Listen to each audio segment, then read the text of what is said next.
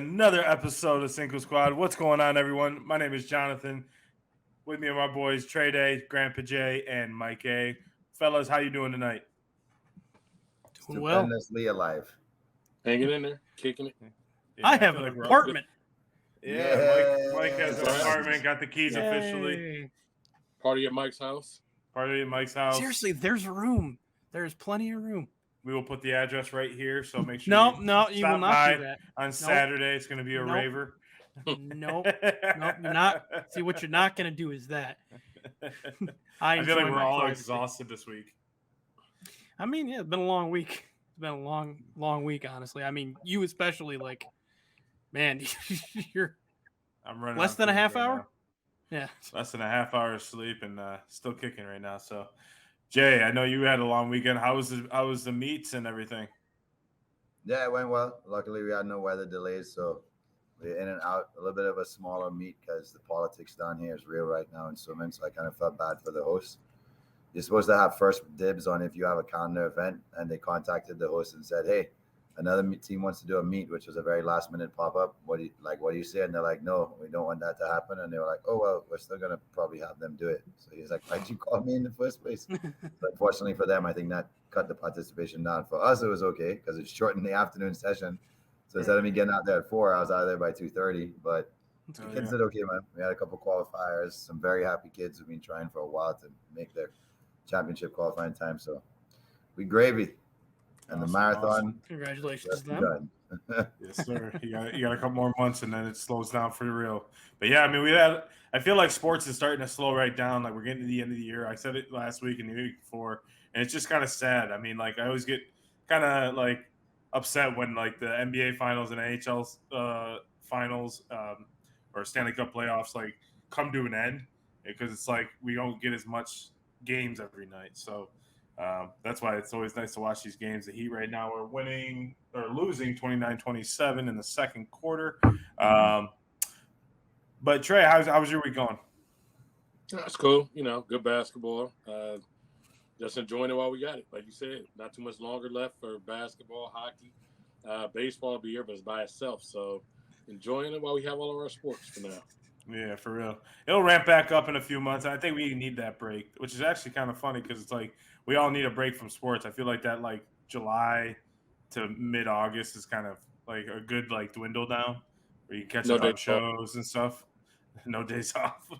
No days off. Well, if you think about it, you go pretty much straight from, college football playoff right into heavy conference play in March Madness. And then right into the lead up to and then NBA and NHL playoffs. And then all of a sudden, in like mid to late June, it's just like, boom, baseball. Well, unless you're a real big baseball fan, because then you have college World Series. So if you're that deep into it, the championships just kind of continue running. If you're into swimming, you got the World Championships taking place in Japan as well. And then that kind of runs us over the start of football. So figure skating. Yeah. And then, as you guys say, soccer starts up. Before football. So, yes. Yeah. I don't know why you get so angry about that. That's what it's called. It's called MLS, Major League Soccer. Yeah, because they're stupid. No, because they're America. That's what it is. Big announcement, though. Messi's coming to America officially, John. So yes, he is. You and me should try and get season tickets now and then sell them for 10 times the amount that people will pay for to go watch Messi. I'm good. You can make some money. Down payment on your house right there. Don't say you had the opportunity not to do it now. Just wait till Ronaldo and Benzema and all them come over. Benzema actually got an offer to go to the Saudi Arabian League, $429 million offer for 2 years. Yep. 2 years. That's not. that's not dollars. That's euros. Yeah. Which I think the conversion rate's even higher in dollars, right? Yeah. So. Well, I know that's what Messi said. Is if it wasn't about money. I mean, there's a lot more. There's a lot more into this deal than him just playing for Miami. He's got part ownership. He's getting profits off the TV deals. There's a lot into it. A lot more details into it, and it's still not signed yet. It's just announced that he's coming here. So. Right. But let's just jump right into it. Let's see what's in Mike's cup this week. Mike, what is in your cup? All right, so we've gone away from the cup this week. We've gone back to a can. We have a Smirnoff Ice Smash pink lemonade. Fudge. Looks like a Starburst. I know. Looks That's like a fine. starburst in a can. Yeah, Tastes like a Starburst. I bet it does. I bet it does. That's good. That's good. I approve. I approve this message. Mike's doctor's gonna watch this show and be like, "Look at man, we gotta cut that down." So you I had know we need to get Mikey for a housewarming gift. We gotta get him a Starburst poster to just go up near his freaking liquor cabinet. no. Welcome to the Starburst. get him 12 bags of sugar. Boom. There you go. I'll find uses for them. I found a commercial. I found a commercial the other day that said the average person consumes 53 pounds of sugar a year. I was like, that's what Mike does in a quarter.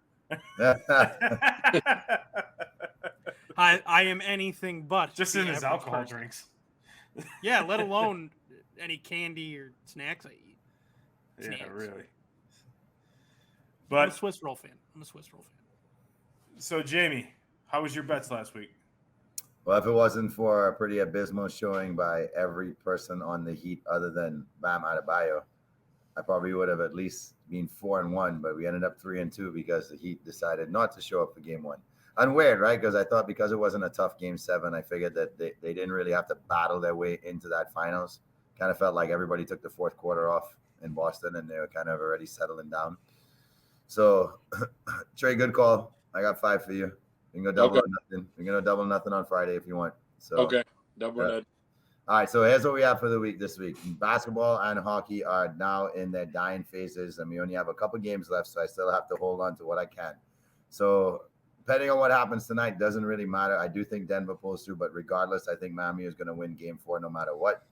Denver hasn't lost back-to-back games so far in the playoffs. I don't see it happening tonight. I think right now we're kind of tied, and it's going to be a dogfight in game 3, but I have the Heat winning Friday night in Miami. You can't really beat that atmosphere right now when it comes to East Coast basketball, at least.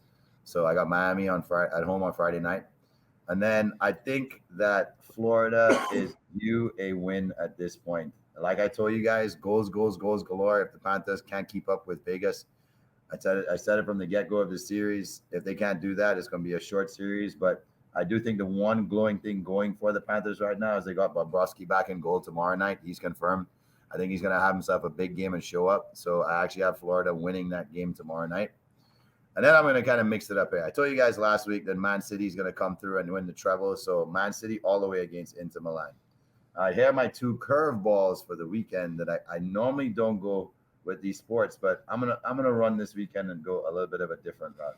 So I'm going to go into the wonderful world of golf, where Rory is taking part in the Canadian Open and trying to win his trifecta. He's trying to win the tournament for the 3rd time in a row, and I think he does accomplish that. He plays great there for whatever reason. He owns it, and I think Rory's going to come through, and expect Rory to win by not just 1 or 2 strokes, but I think he'll kind of run away with this one because he just loves that tournament. And then my real wild card for the weekend is tennis. And we have a classic matchup in the French Open where we've reached a point where it is the sage versus the next generational talent that we might see the torch handed off to. So I wanted it in the finals. Unfortunately, we don't have it, but we have the young Spaniard Alcaraz going against the old wily veteran, the Joker himself, the original Joker, Novak Djokovic. And that's a semifinal. And here's why I think Djokovic is going to pull through. He has everything to play for. If he wins, he definitely goes on to win the French Open title. And that would be his 23rd singles major championship, which will put him at number 1, no longer tied to Rafael Nadal. So that kind of established him as, at least if you're looking at numbers, the greatest champion of all time in men's tennis. He may not go down as the greatest ever, but at least he'll be considered the greatest champion of all time by getting that 23rd singles titles in majors. So I'm going Djokovic. It's going to be a hell of a match. Each man has only dropped 1 set so far, and both of them are playing the highest level of tennis you could probably play. That's why I wish we were getting this in the finals instead. But I'm going with the old Joker to pull this one off. And this may be one, maybe he has one more left after this, an Australian Open. And I think we're going to start seeing the dominance of Alcaraz just winning 4 or 5, maybe 6 of the next 8 majors between the year 24 and 25. So this is sort of the going out party as we see for it. Rafa is kind of headed out, Federer headed out. Jokic, I think, has 1 or 2 more years left, but I think he gets it done this weekend. So just to give you guys a quick recap, take Miami at home. Everything South Beach is golden this weekend, baby. Take the Florida Panthers at home. I told you guys last week, Man City is going to win the treble. They will definitely beat Inter Milan in the Champions League final. I love Rory McIlroy up north in Canada. He loves it there too. He's going for his three-peat. He gets it. And finally, the old Joker himself, Novak Djokovic, to beat the young Spaniard Alcaraz in the semifinals of the French Open. Put it in the bank. Last week would have been 5-0 if the damn Heat decided to show up. Way to go, Trey. We going 5-0 this week, baby. What'd you go, 4-1? 3-2 because the Heat missed that last 3 to cover on the spread. Oh yeah, I Okay. forgot you doubled in hockey and in basketball. Yep. So that's Jamie's bets of the week. Make sure you lock those in. Game 4 of the NBA Finals will be on Friday, and then Game 3 of the Stanley Cup Finals will be tomorrow. So, or as in when this airs today.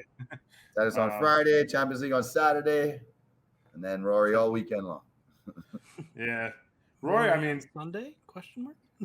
Yeah, I mean, those are some good picks. The thing is, I think Rory wins it, but I don't think he runs away with it. Just because the final 4 holes there at the Oakdale is very tough. It's like very narrow, water on both sides. Like it's very tough to play those. And he was like almost in the water last year when he was playing with JT. So, but yeah, lock those picks in. Let us know how you guys do. Check us in the comments. But fellas, let's roll into our first topic of the week. We got is Murray and Jokic the best 1-2 punch in the NBA? This is an interesting topic. Jamie's shaking his head, so I'll let him roll with it first. You want me to roll out first? Yeah, go for it. Okay, well, you're shaking your head. Yeah, I think we're prisoners of the moment. And here's why I'm not ready to give them that crown yet, is because they just don't have the body of work over the last couple of seasons. I think we saw it this season, and it hit its potential, which was Denver finally making a run to the finals, first time in the franchise history. So you could definitely run with the moment and be like, oh, they did something nobody's ever done before in this franchise's history. So immediately we have to run to think that this has to be the best tandem in the NBA. But Brown and Tatum have been making deep runs for years together now. And we've had some other duos that don't get enough credit, even though Milwaukee keeps crashing out in the playoffs. Giannis and Middleton have been making deep runs in the playoffs for years now. And nobody really wants to give AD and LeBron the credit they deserve. I think they deserve a little more respect than that. And we have some other new duos in the league that we still have to wait to see. I don't think we can judge Luka and Kyrie yet. I don't think we can judge Durant and Booker yet. But the 2 names I've left out are the ones that have proven themselves for almost the last 10 years, which is Steph Curry and Klay Thompson. By far, to me, they have to be considered the best tandem in the NBA because they're called the Splash Brothers for a reason. When it rains, it pours, and they stretch the floor better than any 1-2, or if you want to call it a guard combo, in NBA history. Nobody's been able to be such a threat that you have to choose your poison, and whichever way you choose, the other side of the floor becomes wide open, and the chemistry on that team with the way Green can move the ball, or Poole can move the ball, or whoever's been there along the years, Durant's there, which was ridiculous when he was there, which opened up the game for him so much. It's just a deadly 1-2 because it makes the game too easy for everybody else. We saw it last year when Klay came back and he was healthy. It ended up in a championship run for Golden State. People call it a kind of down year in the West, but I think that's stupid to say that. They fought their way through the West. They won fair and square. They won the NBA championship. So I think the best 1-2, and we may have probably seen this may have been the last year. I think they could have made a championship run together. I don't doubt the heart of a champion. I thought this would have been their last push to get to the NBA Finals. But to me, I still have to give that to Klay and Steph just because their body of work over the last decade. Not so fast, young man. As Lee Corso says. Young man. Not so fast. I get your yeah. Just put the helmet on. That'd be funny as shit if I did that. Oh, I'd love it. If you had a giant mascot head, I'd love it. Guess that's what I have to do for college football season. So I get what you're saying. I mean, if you're looking, so I think there's 2 ways you can look at this question, right? You can look at regular season and you can look at postseason. And I guess, what matters more, right? A ring. So, obviously you want to make sure that you get a ring. Those two have been the dominant, right? I think next is Joker and Murray.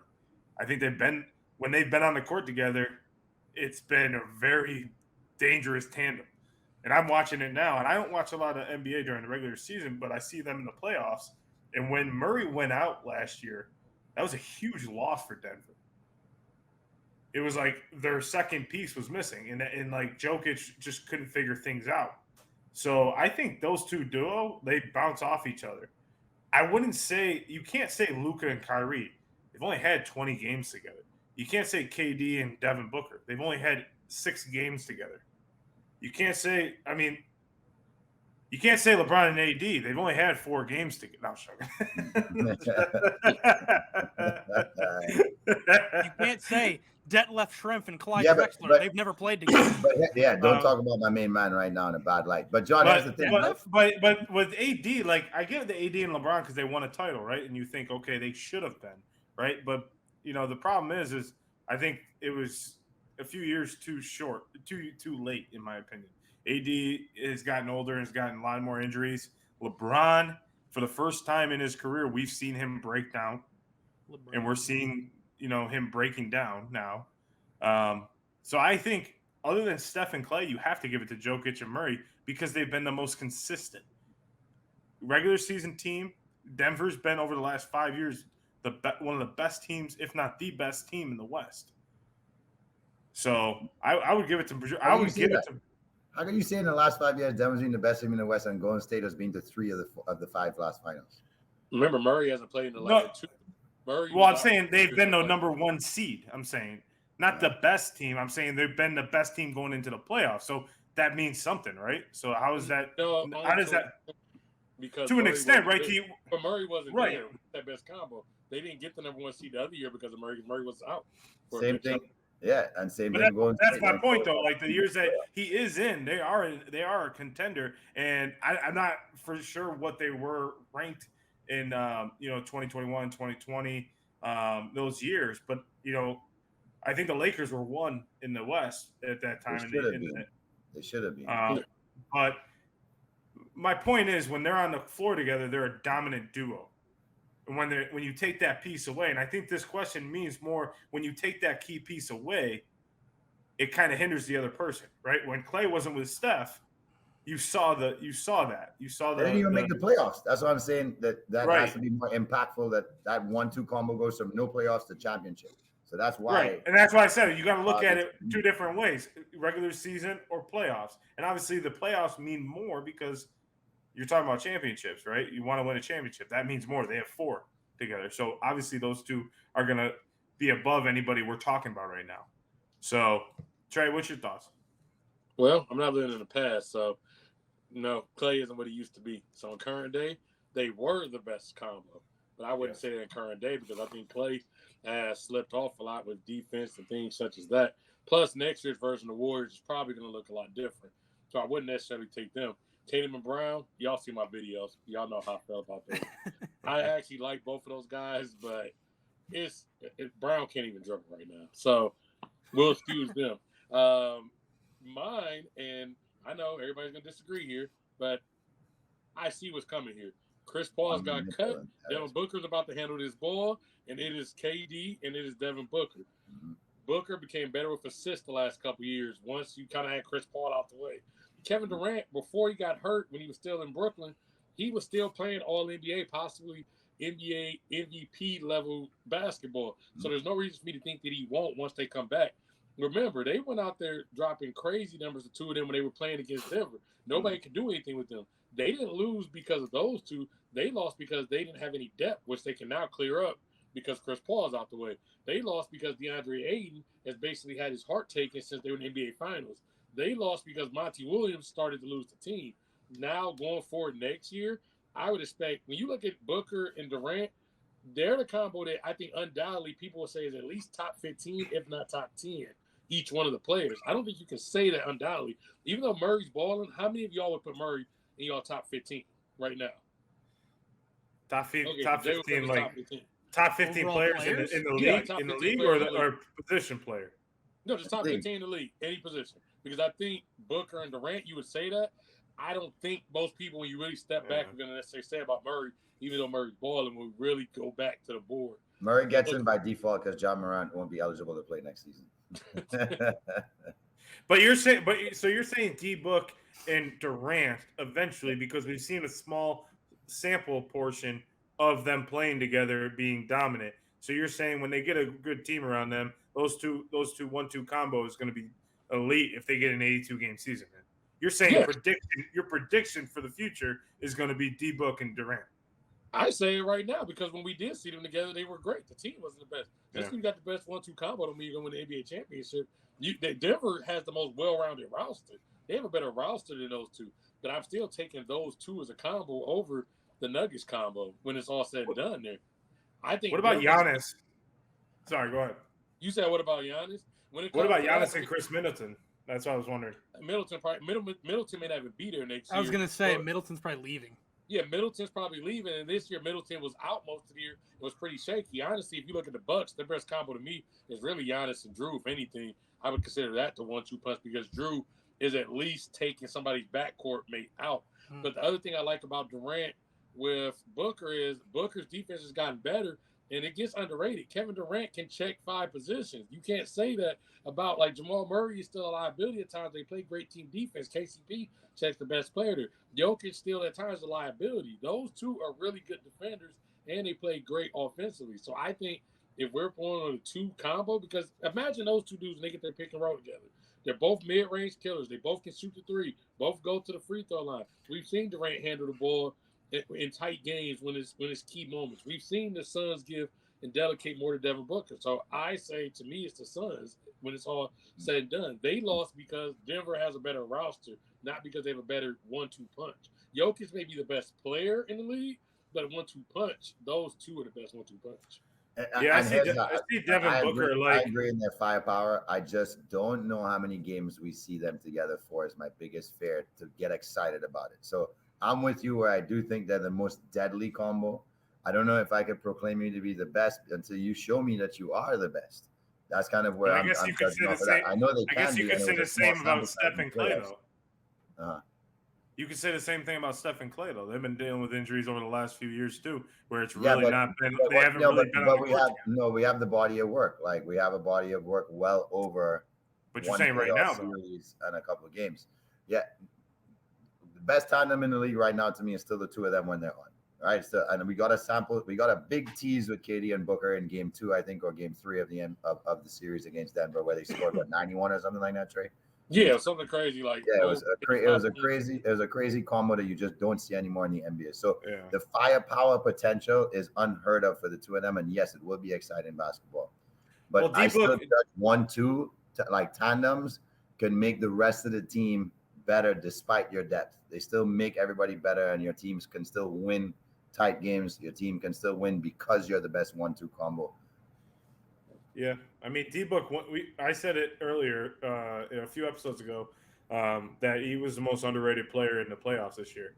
If you go look at his stats for all the games that they played, he was like minimum 30 points a game, and consistently in 40s, per game. So, that dude is getting very overlooked on a lot of teams. But Mike, what are your thoughts? Who's your 1-2 tandem? Is it Jokic? Is it Murray? Who is it? So, I mean, clearly it's Caleb Martin, Max Strus. I mean, it's just, come on. No, in all seriousness, I love the tandem of Murray and Jokic. They've proven now that Murray has gotten himself another full healthy season really behind him. I think they're up there. The problem is they really aren't number one in any box you can check, which is shown by the conversation we've had so far. They're not the most. They don't have the strongest body of work. That's Steph and Clay. They don't have the most potential to be an explosive duo. That's Durant and Booker. So right now, I'm going to agree. I'll say this first. I'm going to agree that the best tandem for me right now, the one I would take above all, is Steph and Clay. You give me those two healthy, I'm going to trust them over anybody because I know what they can do together. Now, Trey, I agree with you in the sense that I think by the end of this upcoming season, barring any, hopefully, not any bad injuries or anything, it's going to be Durant and Booker because they do have the highest ceiling of explosiveness and impact. But on that, I did want to say one thing, which is I don't want anyone to sleep on a tandem that I don't think a lot of people would think of, which is De'Aaron Fox and Sabonis. I think that's a sneaky good tandem that because they're in Sacramento, they kind of get overlooked. Mm-hmm. But as far as obviously Sabonis, it's weird because Sabonis is not as good as Jokic, but I would take De'Aaron Fox over Jamal Murray. What? So why not? Trey, I'm shocked you didn't go with Garland and Mitchell mentioned in there as a bonus. No, I mean, Murray been averaging almost 25, 30 points a game in the playoffs right now. I mean, like, I know it's this year only, but, like, he's still doing it. He's in the NBA Finals this year. So, like, Jokic has been averaging almost a triple-double. They both been averaging almost a triple-double. He has. It's not an He almost. has been. He's been. Well, been and I there, said... But he's been getting there in the first half almost. Like, I think the first game he was at, like, 25, 12, and 9 in the first half. It was like crazy stupid. I was like, and Jamal Murray was just right there too. He was like 25 and 9 or something like that. So it was like, I think it's just slept on because I think Murray is not the best guard in the league, but I think he's top 10 guard. But yeah, he's like Jimmy. He becomes a top 5 player in the playoffs. He's like Jimmy. Just give him the playoffs. Well, I can tell you right now, the next duo, the best duo in the NBA next year ain't gonna be any of those people. It's going to be Jimmy Butler and Dame Lillard because that's where Dame is going. Dame Dollar going to be in South Beach. And I'm going to show him around. Dame don't know what the hell Dame wants. Dame's going to be important. But the problem is, like, he's not going to be like a lot of people have him in a pretty fairly big blockbuster, and Miami has a lot of key pieces to move that they can, even though it's not going to clear a lot of space for them, they'll pay the luxury. So. But with Dame, it's like I listened to that interview today, and like it's like I feel bad for him. But he also, the problem is he went and signed that 6-year deal when he could have. When everyone at his caliber, Dame is I think he's a top point guard in the league, the top 100 player of all time. Like so. I don't know how no one sees that, but he's Mike. Why you cringe? Why you cringe? Top 100 player of all time. I don't know if he's a top 100 player of all time. That's a list I'd have to sit. Hold on. Jesus. What? Jesus. Oh, my God. In the over 75 years of the NBA. He just gets looked over because he's in Portland. No. I'm not looking over him. I'm saying, like, a top 100 players in a 75-year history of a league is tough for me to outright say. I'm not saying I don't think he is completely. I would just have to sit down and really look at that list. Now, as far as a top guard in the league, absolutely. I still don't have him as my number 1 point guard in the league, but that's reserved. Well, what I was saying about Dame is that in his interview, like the problem with him, and I think Trey, you were trying to hit on that, is that he keeps signing these 6-year deals with Portland. Instead of putting the pressure on Portland. So why do you feel bad? I don't feel bad. I don't feel bad for Dame at all. No, I don't feel bad for him. I don't feel bad for Dame at all. I was saying that I was giving my point on like the problem with him is the fact that he's signing those 6-year deals. He's not giving Portland a lot. Like the reason why LeBron and all these teams start to have all the pressure is because these teams signed 2-3-year deals with a player option at the last one, right? So they know they have to go win now for them, right? Dame is giving them 6 years. Dame is like, okay, I'll give. But maybe Dame with that than a lot of people want to give credit for, because Dame could have been got out. He's had many time to go request a trade. Last year we had the Chris Haynes report about Dame may want to leave. Then 2 days later, Dame said he didn't want to leave. Dame last week said he didn't want to leave. Now we got a report about these hypothetical things he may want to do. I don't think Dame really knows what Dame wants to do. So I don't really feel bad for Dame because he can't make his mind up. There are certain people who honestly are perfectly fine being the guy in a certain city. Maybe Dame doesn't want to go pair because maybe he enjoys being the guy in Portland where everything rides around him and everybody in Portland kisses his ass and love him. Because I think that's what it honestly is. I've heard different reports where I've read where people say, yeah, Dame likes being the man in Portland. If he wanted to be out, Dame could have been got out. We have all types of guys make requests, say they want out, and they're able to get out. Dame will change his mind next week. I feel like smoking a lot of weed too. So like Portland's a good place for that to be in Oregon. But here's the deal, Mike. In if you look at in the history of the NBA, at a minimum of 10 seasons played, only 12 players have averaged over 25 points a game, and Dame is one of them. Okay. That's all well and good. I'm not saying he's absolutely not a top 100 player. Again, I would just have to sit down and go, okay, who do I think are the top 100 players? And we'll see where he sits. But that doesn't sway you at all that he's one of 12 players to Oh no, it absolutely does. But I know there's a million other stats for other guys that I could also look at.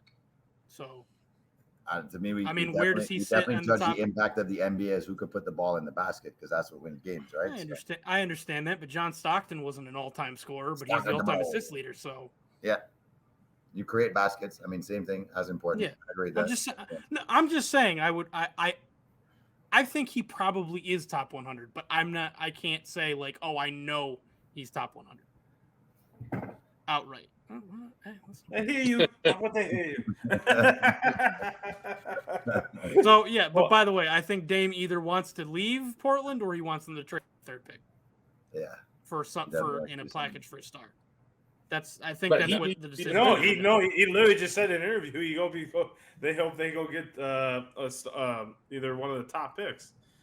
So that I don't think Portland's trading that pick, in my opinion.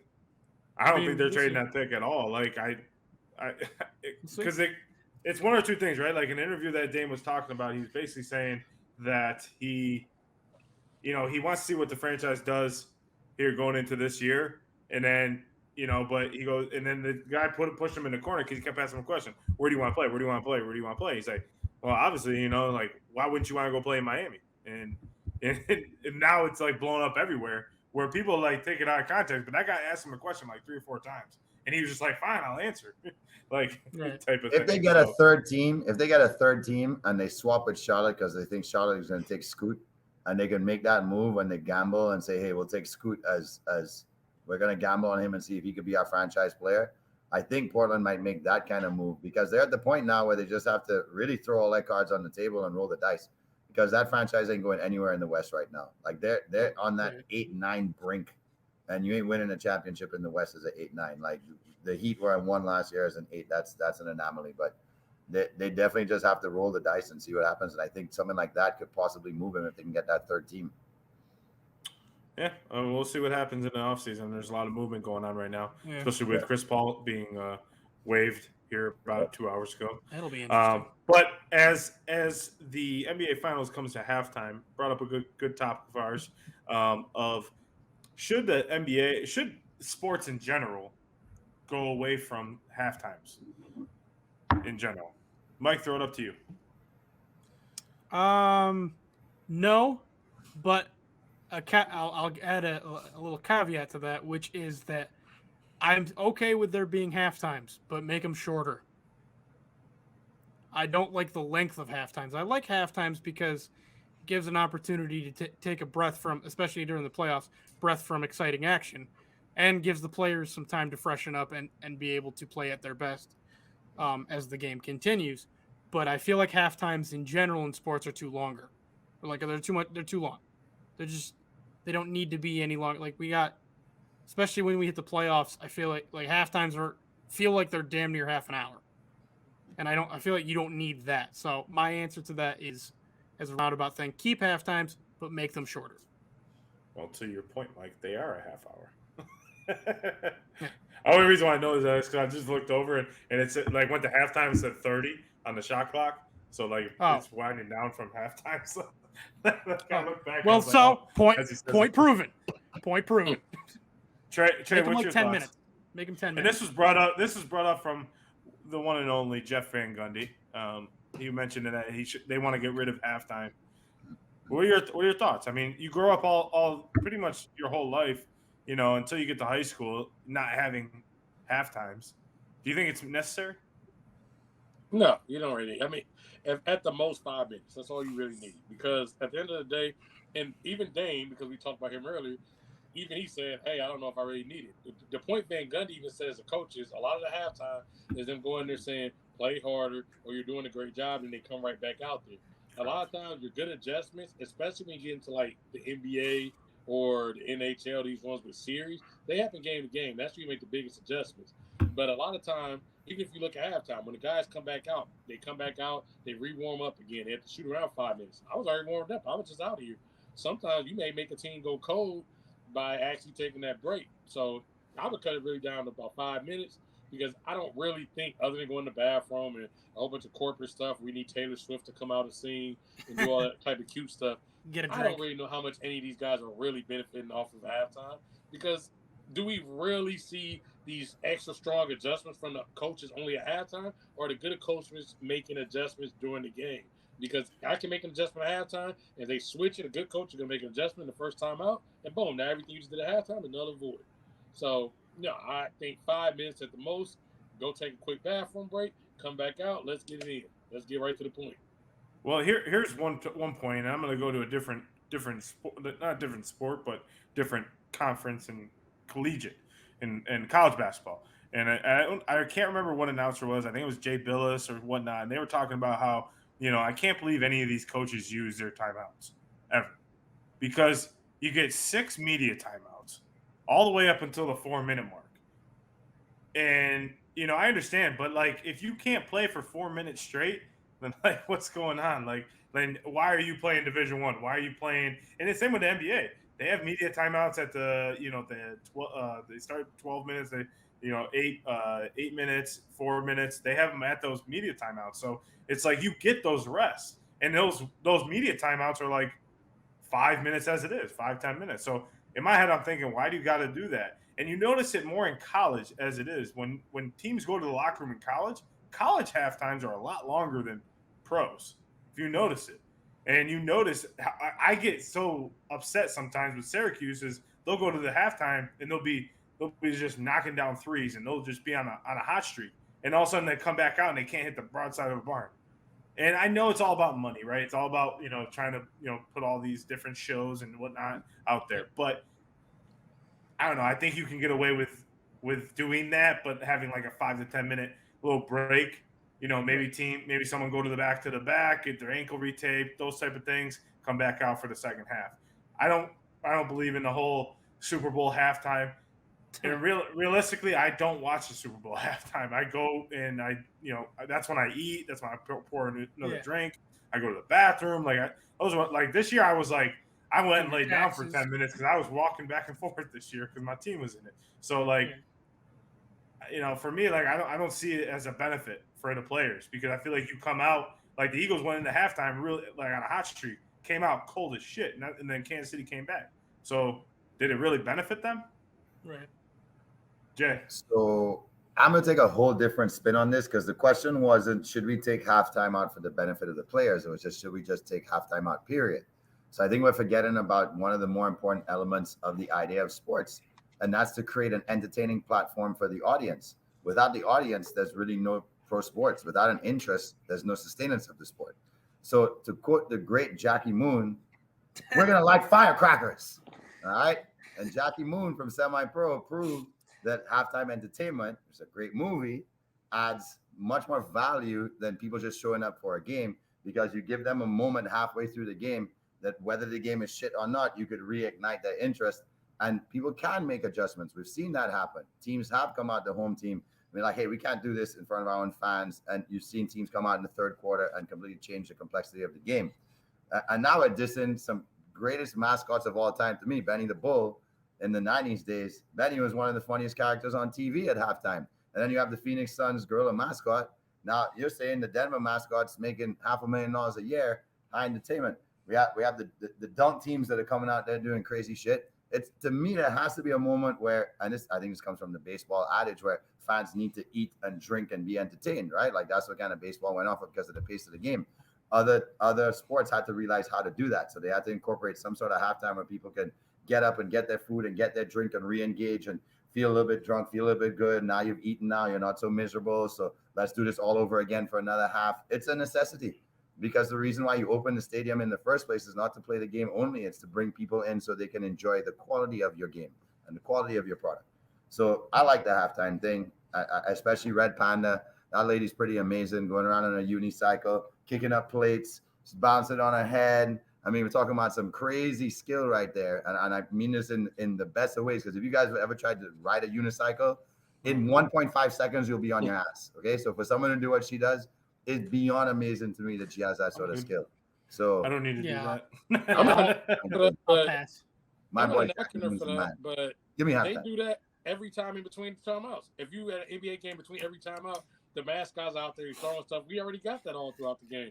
I don't need a break in between time to see. Nah, they have all the dancing girls that do that little routine. Now, unfortunately, they have like 6 or 5 dancing guys as part of the crew too. And yeah, you know, women could get entertained too and whatever. I'm not going to be blasting on that show. Let's not put this take up there, Mike. We might get removed by every community that's imaginable that probably sees this clip. So no, because I'm gonna perfectly put it like this, and this is probably gonna hurt some feelings. But the last 3 times I went to NBA at halftime, it was some children from the local band that they had out there, and it's like, okay, we already got that at your own stadium. So yeah, we got some free kids into this game, and they got to go out here and play their little trombone and stuff, and that's all cute and stuff. But that was what halftime was. The NFL, with the exception of the Super Bowl, does not even have halftime shows like that. It's just you're just staring at empty grass. Yeah. If you were an NFL game on week 6, you're looking at empty grass, and then eventually some kicker comes out and kicks the ball and misses it 10 times, and then goes out here and flames out during the game anyway. That's what halftime looks like in the NFL. They aren't even doing anything. I remember some of these coaches aren't even coaching halfway in the game. I just watched Joe Mazzulla let Al Horford take the clipboard because his ass don't want to coach no more. Yeah, but Trick, with John's boy up there in Michigan, once the big guy Grady Holt was up here with the little headset. This guy had a pistol in his ear with a whiteout board. Half these guys ain't even coaching the game. So but listen, in comparison, you out there blazing in the sun for most college football games and pro football games. Your ass need a beer or a drink or something to eat. And the NBA is cozy, air conditioned. It's a different kind of environment. Like, so ain't nothing gonna matter on the field for football because everybody. But you're talking about quality, right? Quality of product is like, how is it quality? How's the quality of the product good if the guys going to halftime and then all of a sudden they come out and it's like it's a totally different team that comes out. So because someone came out and product. Yeah, but like that doesn't make any sense. That doesn't make. That's not a better product. If they come out cold, how is that a better product? No way. So you go to a Q's game and Q scores 31 points at half, and they're down by 16 points, and then they come out and make it a game in the second half. You're going to say that halftime wasn't important for the team and the quality of the experience for the fans on that given night? Of course, you're not going to say that. You're going to say whatever Boheim said, greatest coach of all time. That's why he's considered the best. You make adjustments better than everybody else. Orange to the fucking world. Q's almost pulled it off tonight. Come on, bro. You have to look at it from a biased standpoint here. Be a biased fan right now. I am being biased. I just said I hate it during their half times. Yeah, I'm being biased. Over the past 3 years, Syracuse has been a first half team, which they never have been. They've always been a second half team. And when they come out in the second half, they're totally flat. I watched my team blow 30-point leads. They had a 30-point lead here in Miami, and they blew a 30-point lead at half. And I thought if they stayed on, in my head, I'm thinking, stay on the court. Don't even go in the locker room. Just stay there. Because if they stayed there, they could have ultimately probably won that game. And they're blowing the game in North Carolina. And they're blowing the game at Duke. Like, they've blown so many games, and which was bullshit, like, in my opinion. So, like, they go in the locker room, they get cold. Now they're not shooting the ball. They're not, like, getting into rhythm. You know, they got to get back into that rhythm. I just feel that, like, basketball suffers a little bit more. The one sport I will say that, you know, because I played it, is hockey. Hockey's the one because you're literally chewing up the surface. Like, for hockey, like, it's literally hard to move the puck. Like, when you got a foot of snow on the ice. So, like, redoing that when you're at a high level playing hockey and you're chewing up the ice, it's tough. When you're younger, they don't do the Zamboni in between. When you're playing in, like, little, like, you know, it's called peewees and squirts and everything. They don't do the ice. But when you get up to higher, like, juniors in college and stuff, they do the ice in between because you're chewing up the ice a lot more, which is a terrible thing. And the NFL, they just started doing this, like, in between timeouts and TV timeouts. They have people go out there with like, you saw them on the Super Bowl. They go out there and they grab, like, all the pieces of dirt and everything to make sure that it doesn't affect the play. So I think, like, ultimately you're getting a better quality product if you don't have these guys go in the locker room, sit and get cold. A lot of players have said it, that they don't like going to the locker room because like when they're in a hot streak. Obviously, if you're getting your ass kicked, you're getting your ass kicked. I mean, regardless if you come back out, you're probably still going to get your ass kicked. So I don't know. I just feel a little bit different because I feel like anytime I see a Cuse game, for me, I am being biased. I'm like, God damn, come on. Like, stay out there. Like, y'all playing well. Finally shooting the ball well. Stay. So 4-on-4, half court, pickup game. Let's go, Jack. yeah, for real. Like, just keep shooting. Like, I say, like, do you have to go to the locker room? Just stay out there, just shoot. Mike, Keep come shooting. on. I know you love Jackie Moon. Oh, I love Jackie Moon, and my teams usually do well after halftime, so I'm cool. But it's No. just in the NFL, Except in man. your last national championship game appearance, Mikey. That was the floor, not halftime. In the Armando NFL, Baycott it's got a hurt. lot of standing. Like Y'all still would have lost the game. We wouldn't. in the What do you NFL, say? it's a lot of standing around that ends up happening in general. So, like, do we really need a break? Like I said, the kicker's going up. So I had to pull this up because I saw this a long time ago. The NFL, a real NFL game, is actually in total of about 11 minutes of actual play. 11 fucking minutes. I'll say it again. There's 11 minutes. We're on TV The for 3.5 breakdown is, hours. when we watch TV, we watch roughly 67 minutes of players standing around or cheerleaders. We get about 17 minutes worth of replays and about 11 minutes worth of actual play in football. All the time when they're just standing there, what are we doing? We're calling plays. We're making adjustments. That's all they're doing all game. And we got 22 minutes of Troy Aikman going, well, losing his freaking memory week by week. No, Yeah, don't. Right. I don't need to sit here and hear Troy Aikman and Joe Buck tell stories. And Troy Aikman sounds like he's fresh off CTE, and Joe Buck is basically starting to talk stories about baseball because he's run out of stuff to talk about the Cowboys in that football game. So yeah, they don't need this. And that's go ahead, Mike. Don't forget the 20 minutes of Terry Bradshaw and Howie Long bickering. Do not forget that. That is an important and integral part of the broadcast. That's been getting more and more rough. Watching them go through, having Terry Bradshaw do the like halftime highlights. Oh yeah, absolutely. Those dudes are like 90 years old. Those dudes were playing when my mom was. Come on. You got it, Terry. Let's go. That's why I have to let Cinco Squad come on board. Cinco Squad halftime. Right? We'd be great at halftime. Yeah, to have my stuttering ass on there. The Dallas. The Dallas Cowboys. I feel like that's all they talk. I mean, that's literally like they should have the professional analysts go through and do all the highlights. But they give Terry. Go ahead. They give Terry what? They give Terry a little bit. They're like, all right, Terry, go for it. And I think it's just for them to laugh at him. Like they're just sitting there laughing. Listen, when we all go to a basketball game together, a Cinco Squad, I'm gonna Venmo one of y'all mother truckers so y'all can get me my halftime snacks. My ass is sitting on there watching the halftime show. So yeah, you better not leave. You better not leave. We're gonna be up at the bar, and you're gonna be like, "No, Jay, you can't go. You can't go. You got to stay here. You love the show. You love the shows." My eyes will be on one cheerleader. You guys are good to go. Just get me my snack. Get your Sour Patch Kids and a popcorn. There you go. But don't forget his coconut water. Yes, please. Oh yeah, I get you the $30 bottle of coconut water. Keg of coconut water. Buying the whole keg for the section. It's probably like $30 or $40. Yeah, and one of those. No shit. So as we continue to talk about, earlier we were talking about the best 1-2 punch. I guess this was a pretty interesting topic. Is would you rather be a high profile star or a low profile star? Oh, high profile, no doubt. High profile. I want to be like Deion Sanders back in the day. I want to be prime time. I'm coming out in the shades. I want to look nice. I want to look fancy. Yeah, I want to be prime time. That's all cool what Jokic is doing, and that's cool for certain people. I'm not even saying I'm like the flashiest person in the world, but yeah, I want. We said it was entertainment, right? Isn't that what we said in the last thing? Part of the entertainment is being a showman. Mike, I see you putting your head and saying no. Now I'm going to remind you this when you start watching your wrestling in the middle of your wrestling podcast that you also do with others. Well, hold on. This is a show. So we do need showmen out here. That's why you like certain wrestlers. So whoever your CM Punk or your John Cena when he was a wrestler, whoever you like. Huh? Don't you bring that up. No, I'm bringing that up because it's about the showmanship, baby. So we have to, it's entertaining. So yeah, I want to be high profile. I want to be closer to the LeBron James side of this than the Jokic side. It's cool for Jokic, but let me be the But guy. I think it would be out of character. I think it's just who the player is, right? Growing up and everything like that. Like Jokic is top player in the league, right? You know, one MVP Farm back boy. to back, right? Like, but it would be out of character to see him do stuff. You know, like when we saw him like almost fighting the referee that one year or D-Book that one year, like when he was like fighting him, like it was just like, what is he doing? That doesn't seem like him.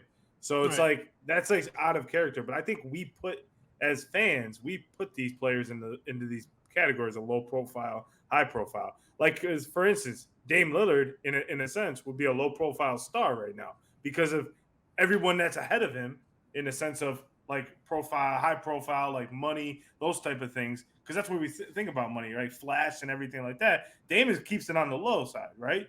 But you think he'd be flashy, but in my opinion, I think I would probably be.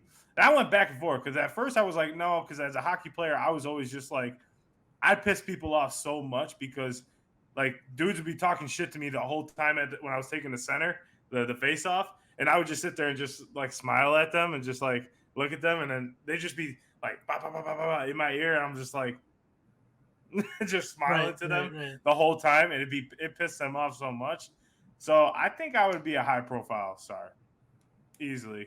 I mean, how can you not? You get all the endorsements, you get all the money, you get all the opportunities outside of the sport, and I think that just plays a factor.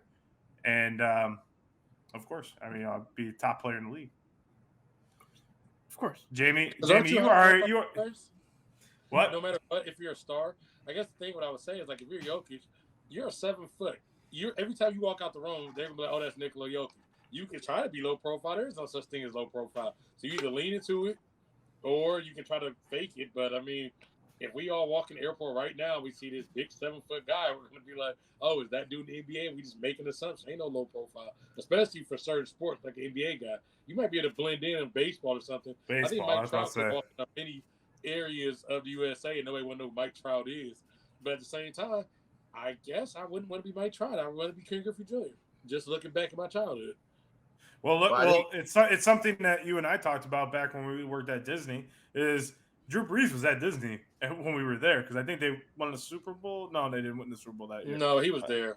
He was there, but like he's an average height guy. Like unless you watch football or you know who Drew Brees is, he blended in perfectly. Like so I get you. Like I think it's different sports. Because like Mike Trout is a high profile star in baseball. But if you walk down the street and you don't watch baseball, you would never know. You just think, oh, this dude's pretty stocky. He must play a sport. Mike, what do you think?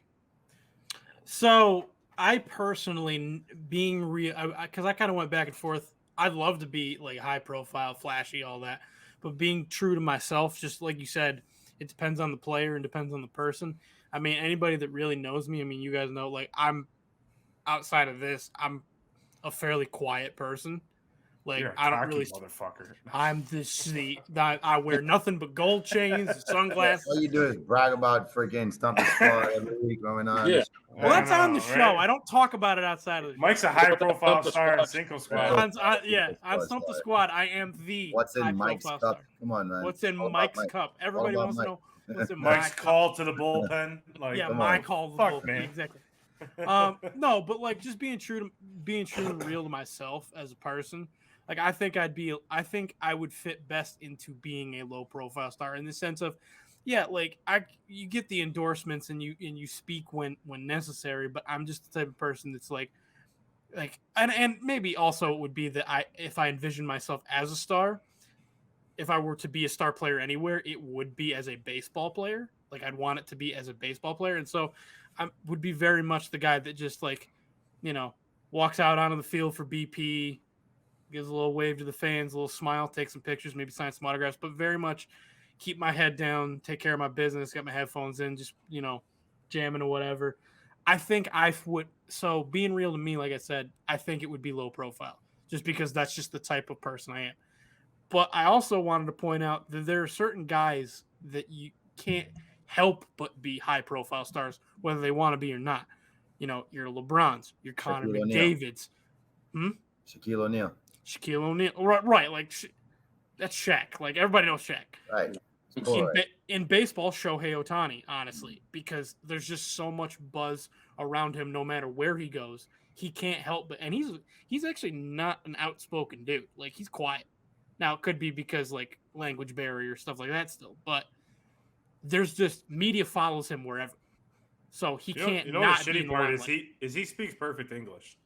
A lot of the Japanese players do, but why not? No, he knows the English language perfect, and he still has a translator. Good for him. Why not? He got his friend hired at the Angel organization. I think that's also for the fans in Japan as well. So if they're watching the games as well, like whether or not a lot of people can't speak English, like they hear him. They still hear him speak Japanese and representing that still I think ties him to Japan by doing that and his roots.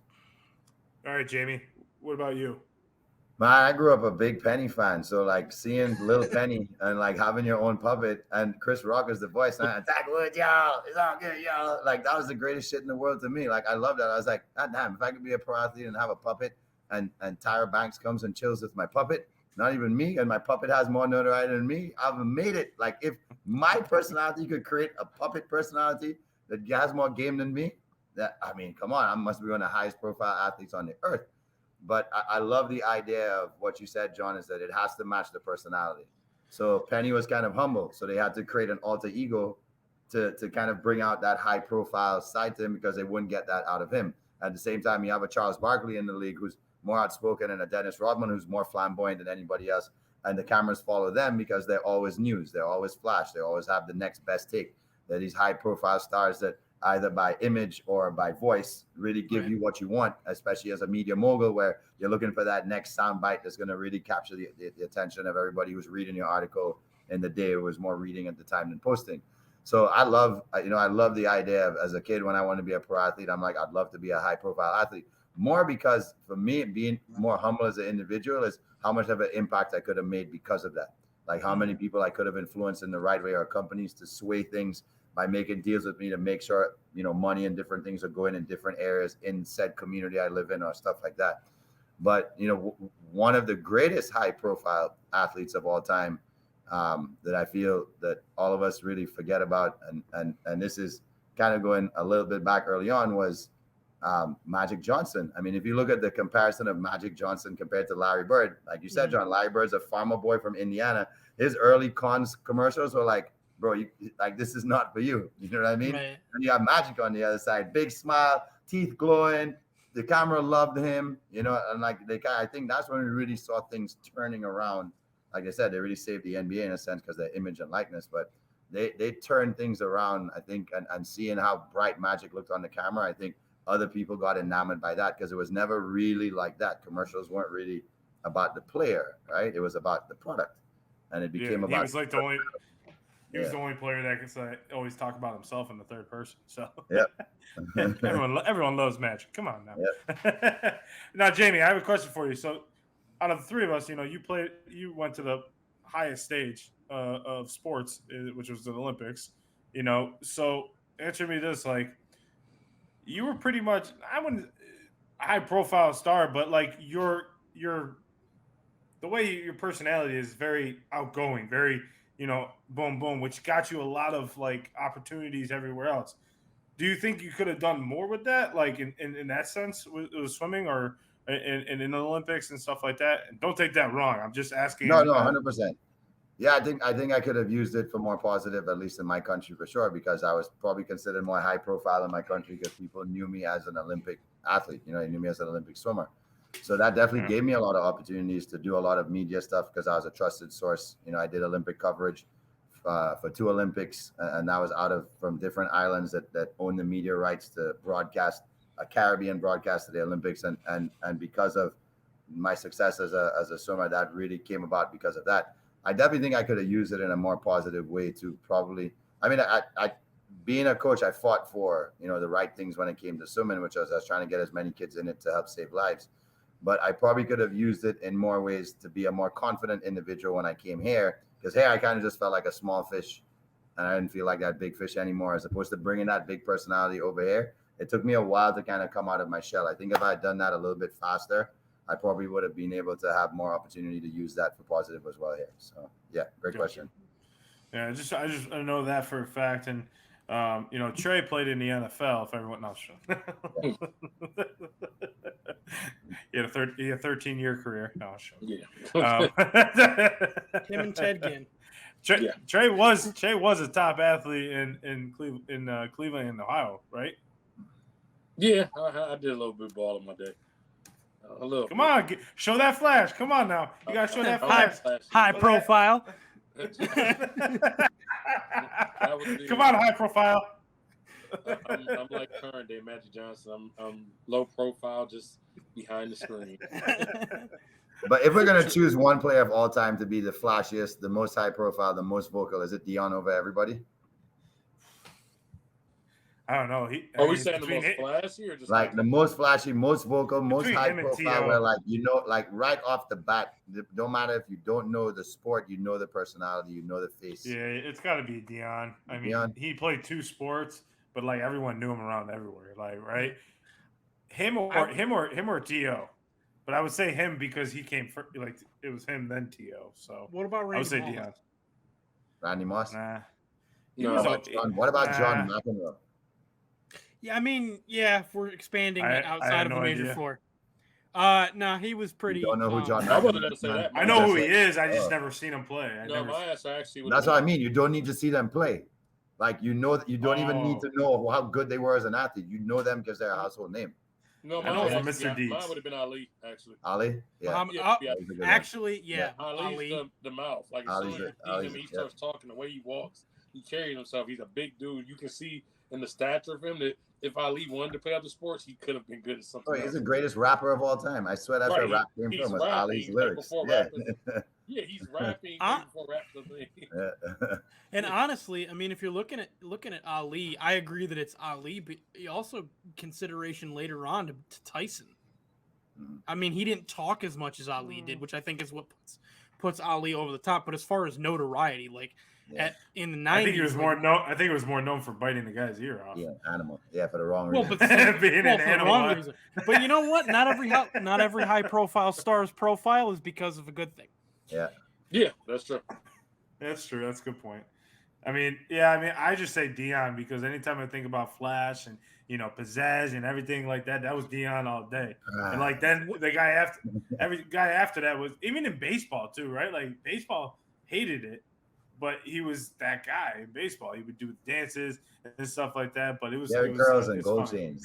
Baseball loved Bo Jackson more around that time because he was the quiet, humble guy that doesn't like sports. He just is really good at them. He loved baseball, so but that's the thing. He doesn't like sports. Yeah, he doesn't like sports. Doesn't. They also love Cinco's 74-inch biceps until they realize, this isn't very natural, is it? No, it's not. Neither is Mark McGuire's 65-inch bicep or Sammy Sosa's 50-inch bicep. Yeah. Well, you know what is natural? I think it's time, boys. I think it's time for Stump the Squad. Ding, ding, ding, ding, ding, ding, ding. We don't have a bell yet. Ding, ding, ding, ding, ding, ding, ding, ding, ding. Ladies and gentle people of the world, this is our favorite time of the show. This is where we get to try and stump each other because we play the best game on the planet. That is Stump the Squad. We know everything, but some weeks we pretend like we don't just so you feel good about yourself. Answer the question right, you get 2 points. Answer the question wrong, you get -2 points. Person with the most points at the end gets the rant of the week. John's been on a streak, so we're going to be hating on John this week. So he'll start off. So he starts off with 0 points. Really done. I got you. All righty. So I'm not the villain. You're always the villain.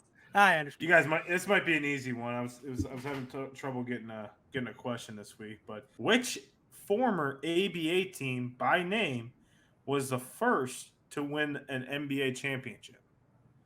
Wizards, Rockets, Spurs, or Pistons?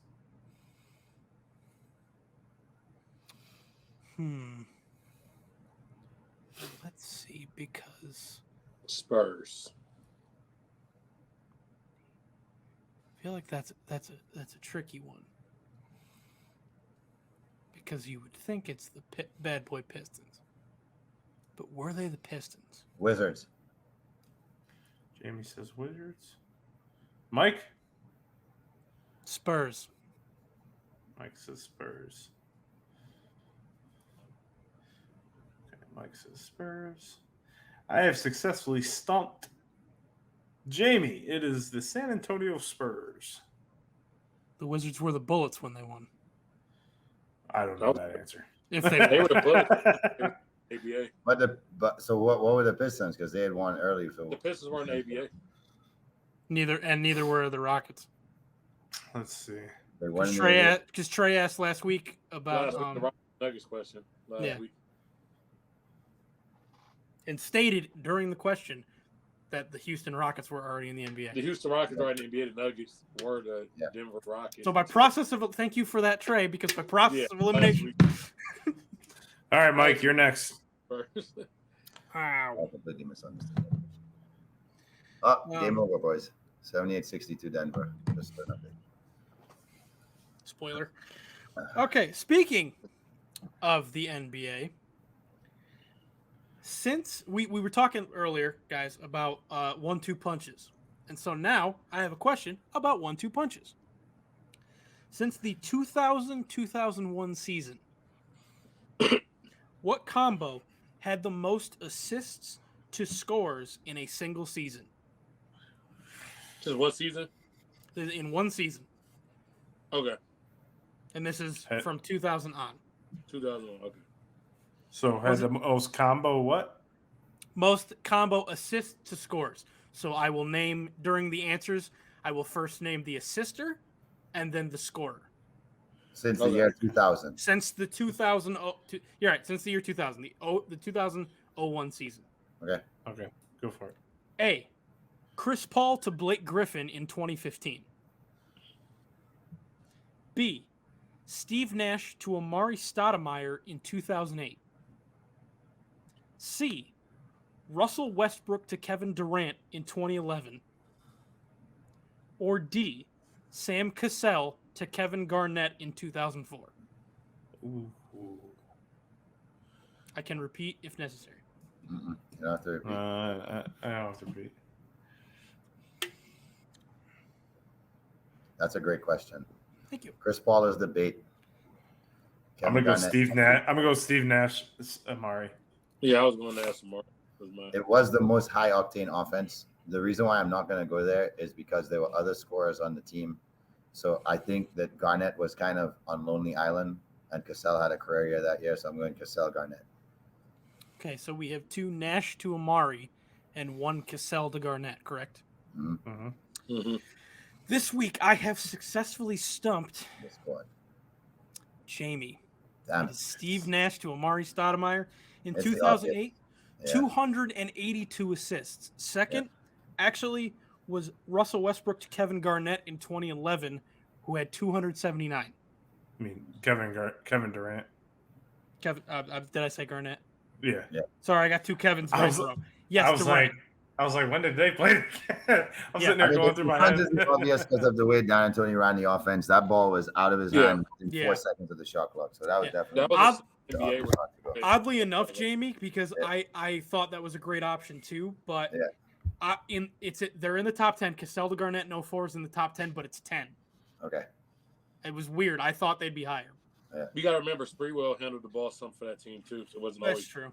It wasn't always Cassell, so Sprewell took some of the Cassell. You just think of Cassell on that team as like the guy that's It was moving always the ball. that. Well, to All give I know him, that's what Garnett averaged like 30 a game that year. I think. yeah, He had a breakout year. to give him a reprieve, I will name Jamie next. I'm out of this already this week, but I'm gonna stump the shit out of y'all right now. All right, so I'm going with the golf question, thanks to my Rory pick this week. And here's my question for you guys: how many players in the history of the PGA have won the same tournament 4 consecutive times? How many players in the history of the PGA have won the same tournament for 4 consecutive years?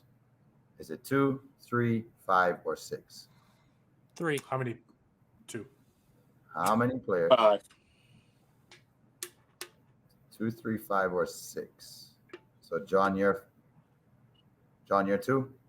Mm-hmm. Trey, you're 5. Yep. Mike, you're 3. 3. Survey says 6. I've stumped John and Trey this week. It is 3 players. Walter Hagen, he won the PGA Championship 4 times in a row, 24, 25, 26, 27. Tiger Woods, who won the Bay Hill and Buick Invitational. Yep. And Gene Sarazen, who's actually an asterisk because he won 26, 28, 29, 30, but they didn't play in 27. So that's still considered technically the same tournament 4 times in a row. Right. As far as when it was played. Correct. I figured Tiger was in there. Yeah. Well, I'm surprised you didn't. I would have said Jack, Walter, Ben, Right. and Tiger. So I would have gone with 4 or 5. That's If you would have said how many players have won the same tournament, how many times they won it, then they would have been up there. It would have been higher than 6. But consecutively, yeah, Tiger was on a tear in the early 2000s. So he was winning tournament after tournament. I thought it was only 2. I thought it was only Gene Sarazen and Tiger. But I didn't put the other 2. All right, Trey, you're up. And we got a score of Jamie at -4, me at 0, Trey at 2, Mike at 4. Okay. So we're all squared away. We got Stump Mike. Stump Mike, Trey. No hockey question. Okay, so this week's hockey Or question. baseball. No, I'm just kidding. This week's hockey question. Okay, so since we've been talking a little bit about the NBA, we're getting a little bit close to the draft time. So Oh no. Okay, so Shit.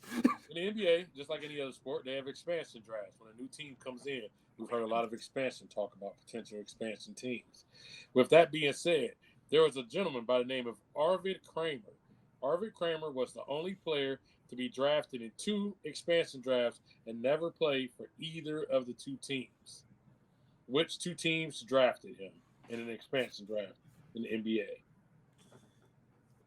We have the Miami Heat and Dallas Mavericks, the Miami Heat and Denver Nuggets, the Denver Nuggets and the New Orleans Jazz, the Cleveland Cavaliers, and the San Antonio Spurs. You need me to repeat it? Nope. I'm going to take the Jazz. Give me the Jazz. Yeah, I was gonna say the one with the Jazz in it. And was it Denver and the Jazz you said? Nuggets and Jazz. Yeah. I'll go Nuggets and Jazz. You said Heat, Nuggets. Heat Nuggets, Heat Mavericks.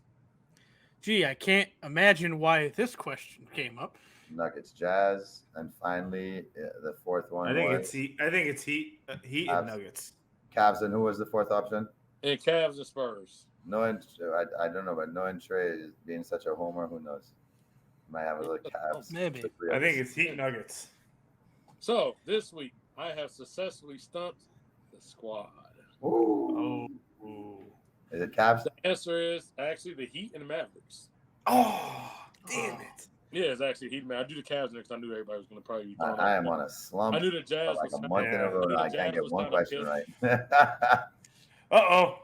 But actually, as a side note, Kramer, he was drafted. He was the Heat's #1 pick in the expansion draft. So he's technically the first player of the Miami Heat, even though he never played a minute for the Miami Heat. That happened in 1988. In 1980, he was the 14th pick of the Mavericks. Never played there. Did some overseas work, a couple of CBA stints. He only played 8 games his entire career, which he actually played for the Denver Nuggets. Oh wow. All right. Well, we got a tiebreaker here between Trey and Mike. You got it. I have one right. Wait. Hold on. Thought Trey was at 2.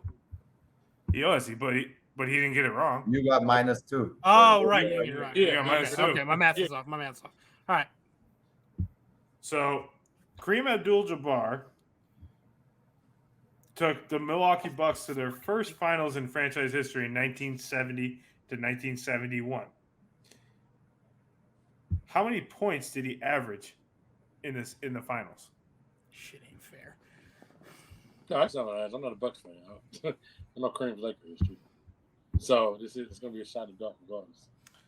Closest to the number. That's how we're doing it. So how many points did he score in that series? Average. in the series? In what series? In the NBA finals? In the NBA finals, correct. In the NBA finals. Oh no, in the playoffs. I'm sorry, in the playoffs. In the playoffs, his average. Yes. 33 is my guess. God damn it, that's what I was gonna say. I was gonna say 33.25. Son of a bitch. 3.2 points a game. 31. 31.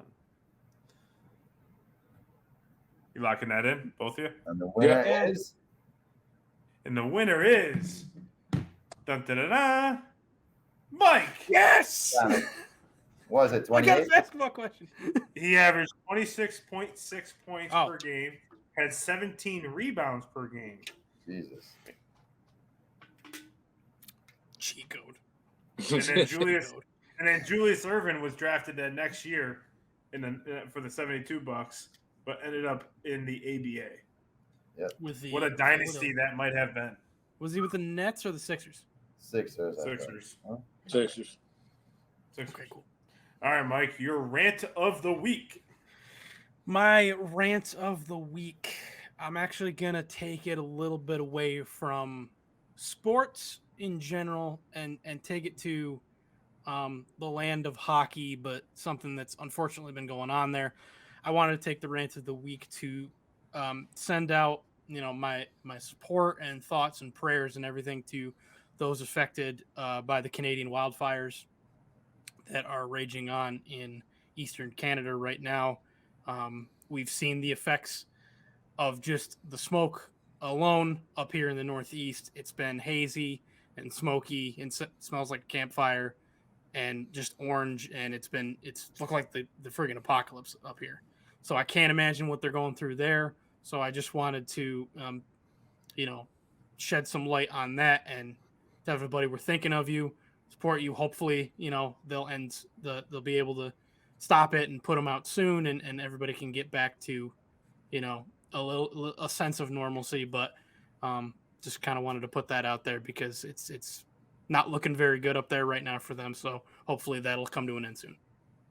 Fires are scary, man. We got stuck in one when I was living out in the West Coast, and we had to evacuate because there was a very likely chance it was going to just come up the valley, and that's it. Once it starts moving in a certain direction, you ain't putting it out. And we were kind of in the middle of nowhere too. So I don't know if you've seen pictures of it, but it looks really creepy. And my mom's in Syracuse this week, and she said you can't because they're staying on the lake with Larry and Maria, and they can't even see across the lake.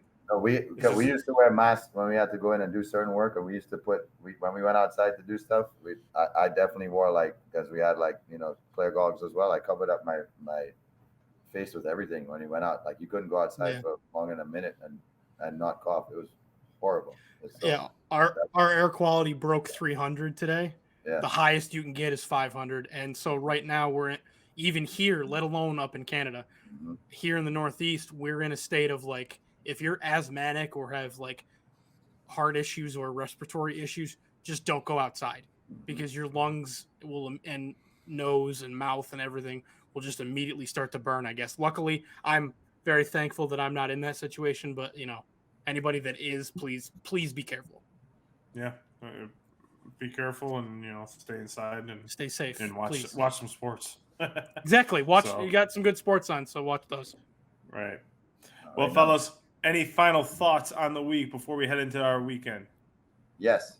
In Sweden, they have officially announced that sex is now a sport, and they will be having sex competitions where audiences will be allowed to come view it, and they'll be judging it on numerous things. And Mikey's already warming up and buying his plane ticket. Let's go, Mike. Well, I guess we can forget the new apartment. Live from Sweden is Mike DeSanto. I do my civic duty. Mike, are you going to apply for media credentials? Goddamn right I am.